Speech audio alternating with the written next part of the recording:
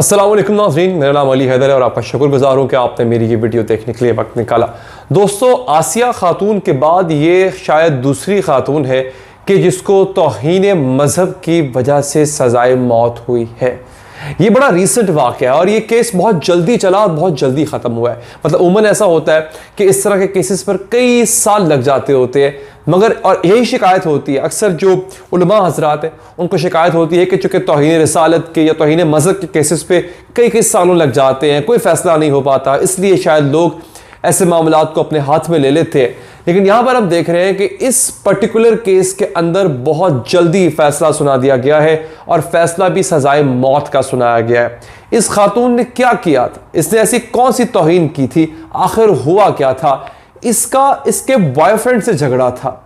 उस झगड़े के दौरान इसने कुछ ऐसी बात कह दी जो कि नहीं कहनी चाहिए थी। अब तक जो चीज़ सामने आई है और उस पर बिलाखिर इस खातून को, इस लड़की को सजाए मौत सुना दी गई है। बड़ी सख्त सज़ा होती है ये आखिरी हद होती है किसी भी तरह के जुडिशल डिसीजन में, किसी तरह के फैसले की। तो आइए नाज़रीन, आपको इस पूरे वाक़े की तफसीलात बताता हूँ, मगर आगे बढ़ने से पहले अगर आप चाहते हैं हर तरह की अपडेट आप तक बर वक्त पहुँचती रहे तो इस चैनल को सब्सक्राइब कीजिए ताकि आप कोई अपडेट मिस ना कर पाए।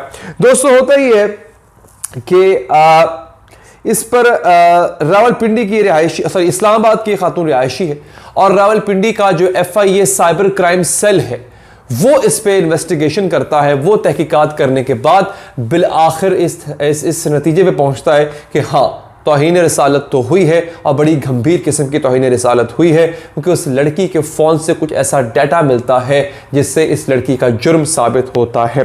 होता यह है कि इसमें एक जो इसका बॉयफ्रेंड है लड़की का, उससे इसकी एक तल्ख कलामी होती है। यानी लड़की का बॉयफ्रेंड और ये लड़की जो है, इसकी तल्ख कलामी किसी बात पर हो जाती है, ताल्लुक था इनका आपस में।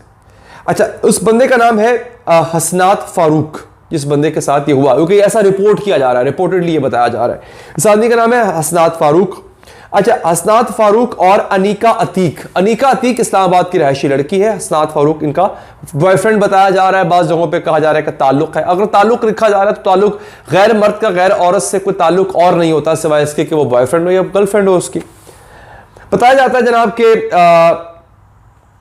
ये और अगेन ये रिपोर्ट किया जा रहा है कि FIA के एक एहलकार ने, एक अफसर ने अपना नाम जाहिर ना करने की शर्त पे पूरा वाकया बताया है। उन्होंने बताया कि किसी मामले पर इन दोनों के दरमियान इख्तलाफ पैदा हो गया, जिस पर गुस्से में आकर मुजरमा ने तौहीन आमेज अल्फाज लिखकर हसनात फारूक को व्हाट्सएप किए। अब हुआ ये कि इख्तलाफ हो रहा है किसी अपनी बात पे। हो सकता है जो लड़का है ये मेरा गुमान है, हो सकता है उससे कोई मजहबी बात की हो या कोई मजहबी इस्तिलाह इस्तेमाल की हो। जैसे हम अक्सर अपने आर्ग्यूमेंट को स्ट्रॉन्ग करने के लिए अल्लाह की, नबी की कसम खा लेते हैं, ठीक है, या अपनी कोई बात मनवाने के लिए अल्लाह नबी का वास्ता दे देते हैं, इस्लाम की कोई बात कर लेते हैं। तो ऐसा हो सकता है कि उस लड़के ने, फारूक ने, कोई बात ऐसी की हो जिस पर अतीका ने जो है रिप्लाई में कोई तौहीन आमेज बात लिख के कर दी। अब यहां पे सिचुएशन ये हुई कि उसने ये अल्फाज कहे नहीं है। अल्फाज कहे होते तो साबित करना जरा मुश्किल होता है। अगर आपने उसकी रिकॉर्डिंग कोई ना की हो तो आप तैयार तो इस बात पर नहीं होते कि जनाब अगला ऐसा रिस्पॉन्ड करेगा आपको, तो आप रिकॉर्डिंग ऑन नहीं करते हो। आप रिकॉर्डिंग तो फिर तब ऑन करो जब आपने प्लान किया हो इस चीज को। अनप्लान तरीके में रिकॉर्डिंग नहीं कर सकते आप। लेकिन इस लड़की ने बाकायदा मैसेजेस, तौहीन आमेज मैसेजेस लिख कर भेज दिए। अब FIA के मुताबिक, उनके अफसर के मुताबिक, जिन्होंने नाम जाहिर ना करने की शर्त पे सब कुछ बताया, कि जनाब ये सब कुछ जो है ये डिलीट करने को कहा फारूक ने कहा ये सब डिलीट कर दो, मतलब मत करो ऐसा। गुस्से में थी खातून, तैश में थी, उसने कहा मैं डिलीट नहीं करूंगी। उसने मजीद तौहीन आमेज बात शुरू कर दी। इसके बाद इस लड़के ने साइबर क्राइम विंग जो रावलपिंडी का है FIA का, उसको अप्रोच किया। उन्होंने जो है और जाके इसके खिलाफ मुकदमा दर्ज कर दिया, जो तौहीन का मुकदमा होता है दर्ज कर लिया। आगाज में लड़की इनकारी रही कि मैंने ऐसा कुछ नहीं कहा, लेकिन जब FIA ने गिरफ्तार किया इस लड़की को, उसका मोबाइल बरामद हुआ, मोबाइल से फोरेंसिक करवाया गया। फोरेंसिक में तमाम के तमाम मैसेजेस आ गए। पता चल गया जनाब कि इस लड़की ने मैसेजेस किए थे। अब हुआ ये कि लड़की जो है यहाँ पे अदालत में भी अपना जुर्म जो है वो छुपाती रही, मगर अगेन एक चीज साबित हो चुकी है ना, लिख कर भेज दिया आपने और उस पर आप नादिम नहीं हैं। आप ये नहीं कह रहे हैं कि जनाब मुझसे गलती हो गई या मेरा कसूर नहीं है, मुझे माफ कर दो। आप नादिम नहीं है, तो फिर आखिर अदालत ने अपना फैसला सुना दिया। कुछ तफसीलात मजीद भी हैं इस पे जो है वकला ने दलाइल दिए और उन्होंने कहा जनाब कि ऐसा हो नहीं सकता। अब जो सजा दी गई है लड़की को, मैं आपको वो बता देता हूँ सजा क्या है। तो सजा ये है, इसकी बड़ी कड़ी सजा दी गई है, इसको बड़े इसमें दफात शामिल की गई है। इसको आइन की दफा 295C के तहत सजाए मौत और 50,000 रुपए जुर्माना, 295A के तहत 10 साल कैद और 50,000 रुपए जुर्माना, 298A के तहत 3 साल कैद और 50,000 रुपए जुर्माना, और साइबर क्राइम के पीका एक्ट के सेक्शन 11 के तहत 7 साल कैद और 50,000 रुपए जुर्माना किया गया है। यानी आप यूं देख लें कि 10 साल, 7 साल, 3 साल, 20 साल और फिर 7 साल, 27 साल कैद होगी और उस कैद के बाद उसको जो है फांसी पे लड़की को लटकाया जाएगा अगर वो जिंदा रही तो।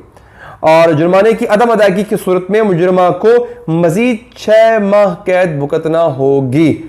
यानी ये इस वक्त टोटल यूं कह लें कि 27 से 28 साल की कैद है, उसके बाद सजाए मौत होगी।